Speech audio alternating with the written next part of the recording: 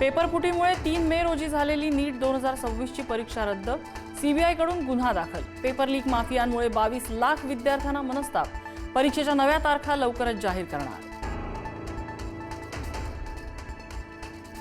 पंतप्रधान मोदी 15 मे पासून युरोपातल्या 4 देशांच्या दौऱ्यावर, 15 ते 17 नेदरलँड्समध्ये, 17 मे रोजी स्वीडन दौऱ्यावर, 17 ते 19 मे रोजी पंतप्रधान मोदी नॉर्वेच्या दौऱ्यावर।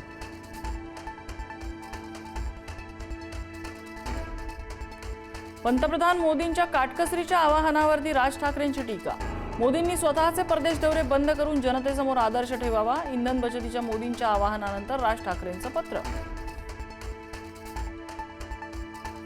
मोदींच्या काटकसरीच्या आवाहनानंतर शरद पवारांची ही पोस्ट, देशाच्या अर्थव्यवस्थेवर दूरगामी परिणाम होण्याची शक्यता, सर्वपक्षीय नेत्यांना विश्वासात घेऊन निर्णय घ्यावा, शरद पवारांचं पंतप्रधानांना आवाहन।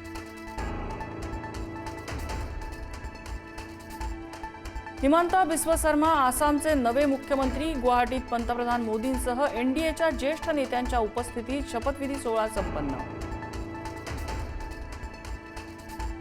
केरळच्या मुख्यमंत्रीपदाच्या नावाचा तिढा आज सुटण्याची शक्यता, राहुल गांधी आणि खरगेंच्या उपस्थितीत आज दिल्लीत बैठक, केरळच्या मुख्यमंत्रीपदासाठी केसी वेणुगोपाल यांचं नाव सर्वात आघाडीवर।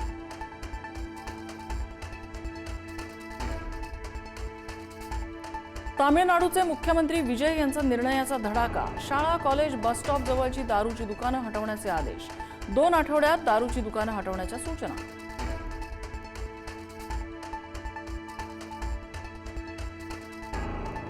ईडी घेणार भोंदू अशोक खरातला ताब्यात, अशोक खरातला विशेष पीएमएलए कोर्टासमोर हजर करण्याचे आदेश, मनी लॉन्ड्रिंगच्या गुन्ह्याप्रकरणी फास घट्ट।